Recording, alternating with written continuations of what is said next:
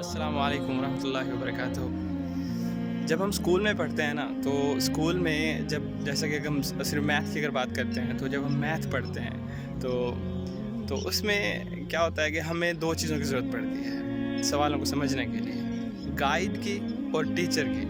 Teacher بھی ہمیں سمجھاتا ہے، بعض دفعہ ٹیچر نہیں ہوتا، جب ہم گھر میں ہوتے ہیں جہاں پہ ٹیچر موجود نہ ہو تو ہم تھوڑا سا گائیڈ سے ہنٹ لیتے ہیں، سوالوں کا طریقہ دیکھ لیتے ہیں، پھر اس طریقے سے کرتے ہیں۔ مطلب کہ ہم چیزوں کو سمجھتے ہیں، پھر اس طریقے کے مطابق سوال کرتے ہیں۔ اب زندگی بھی بالکل ایسے ہی ہے، اگر آپ ذرا غور سے سمجھیں تو ادھر بھی ہمیں دو چیزوں کی ہی ضرورت ہے، ٹیچر کی اور گائیڈ کی، مطلب ایک بک کی جو کہ ہمیں زندگی کے بارے میں بتا سکے کہ کیسے گزارنی ہے۔ ٹھیک ہے، جب ہم چھوٹے ہوتے ہیں تو ہمیں ناسمجھ ہوتے ہیں، مگر جب ہم بڑے ہو جاتے ہیں تو اگر ہم تھوڑا سا غور کریں تو ہمیں چیزیں سمجھ آنا شروع ہوتی ہیں کہ یار ہم کس لیے پیدا کیے گئے ہیں، مطلب ریزن کیا ہے۔ کیا بس ہم صرف بڑے ہوں گے، مطلب بڑے ہوئے ہیں اور بس کمائیں گے اور اس کے بعد مر جائیں گے بوڑھے ہو کے، بس یہی زندگی ہے، کوئی مقصد کیا ہے؟ تو ٹیچر اور بک۔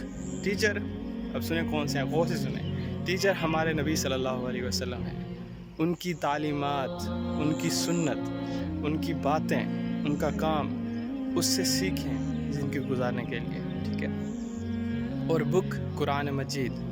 قرآن مجید اللہ تعالیٰ اور نبی صلی اللہ علیہ وسلم کے درمیان جو باتیں ہوئی ہیں وہ ساری کی ساری باتیں ہیں۔ ذرا سوچیں نا، قرآن مجید وہ کتاب ہے جو کہ اللہ تعالیٰ نے اس نازل کی ہے، ہمیں سکھانے کے لیے چیزیں بتائی ہیں، رولز ہیں زندگی کیسے گزارنی ہے، تم کس لیے پیدا کیے ہوئے ہو، تمہارے پیدا ہونے کی کیا وجہ ہے، تم نے کیا کرنا ہے اس دنیا میں، اور پھر یہاں سے جانے کے بعد تمہارے ساتھ کیا ہوگا، سب کچھ بک کے اندر بتایا گیا ہے۔